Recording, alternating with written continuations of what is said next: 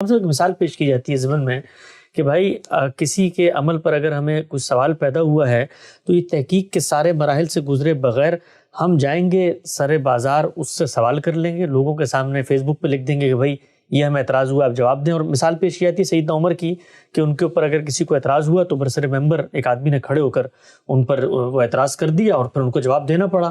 تو یہ تحقیق کرنے کا جو عمل ہے یہی ہم سب کے سامنے کیوں نہ شروع کر دیں کہ ہم بتائیں کہ بھئی اس بندے کے اوپر یہ الزام ہے، اس نے پیسے کھائے ہیں، اس نے مثال کے طور پہ چوری کی ہے، اگر تم نے نہیں کی تو تم آ کے انکار کر دو.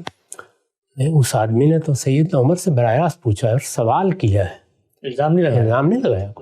اس نے کوئی بات نہیں کہی. اس نے سوال پوچھا کہ یہ چادریں آئی تھیں اور ان میں میرا تو کرتا بن نہیں سکا تو تمہارا کیسے بن گیا. سوال پوچھا، سوال تو ہر شخص سے پوچھا جا سکتا ہے، پبلک میں پوچھیں آپ، اس لیے ہر شخص کی زندگی ایک کھلی کتاب ہے. آپ نے تو الزام لگا دیا نا. الزام لگانا ایک اور چیز ہے، اس چیز کو مثبت طور پر بیان کرنا ایک الگ چیز ہے. سوال جہاں چاہے پوچھ لو. تو میں عرض کر رہا ہوں آپ چاہیں تو الگ پوچھ لیں، چاہیں تو برسر عام پوچھ لیں. سوال پوچھیں، دوسرے نے فیصلہ کرنا ہے وہ کہاں جواب دے گا. وہ کہاں جواب دے گا؟ وہ کہہ سکتا ہے کہ یہ آپ آ جائیے میں آپ کو بتا دوں گا اس کے معاملے میں، یا وہ خیال کرتا ہے کہ اس نے مجھ سے برسر موقع پوچھا ہے میں اب بیان کر دیتا ہوں. سوال کریں نا آپ اس سے. وہ سوال براہ راست اس شخص سے ہونا چاہیے اور اس کو موقع ملنا چاہیے کہ وہ اپنی پوری وضاحت بیان کرے. اور جب وہ وضاحت کر دے تو خواہ آپ اس سے مطمئن ہیں یا نہیں مطمئن ہیں، اب آپ کو نقل کرتے وقت اس کی وضاحت کو ہمیشہ ساتھ بیان کرنا ہے کہ یہ سوال پیدا ہوا، یہ میرے سامنے ایک بات آئی، یہ میری معلومات میں آیا، اس کے جواب میں اس شخص کا موقف یہ ہے، میں اس پر مطمئن نہیں ہوا، اس وجہ سے مطمئن نہیں ہوا. کر کے دیکھیے، یہ بات ہی کرنا ممکن نہیں رہتی، اس کے بعد ممکن ہی نہیں ہوتا.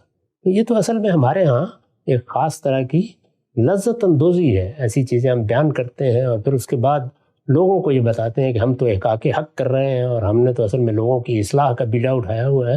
یہ ساری چیزیں اپنے نفس کو دھوکہ دینے کے مترادف ہوتی ہیں. اگر آپ فلواق کے مخلص ہیں اور آپ حقیقت میں اصلاح چاہتے ہیں، یہ ممکن ہی نہیں کہ آپ اس سے مختلف کوئی طریقہ اختیار کریں، ممکن ہی نہیں. چنانچہ یہ واقعہ ہے، آپ دیکھ لیں کتنے لوگ ہیں جن کے بارے میں دسیوں باتیں میرے علم میں، سیاستدانوں کے بارے میں، علماء کے بارے میں اور بہت سے لوگوں کے بارے میں، کبھی اس کا کوئی تصور بھی نہیں کر سکتا کہ میں اپنی زبان سے ان کو نکالوں گا. تدابیر پر گفتگو کی جا سکتی ہے، باقی چیزوں کے بارے میں تحقیق کے ان مراحل سے گزرے بغیر ایک لفظ بھی زبان سے نہیں نکالا جا سکتا.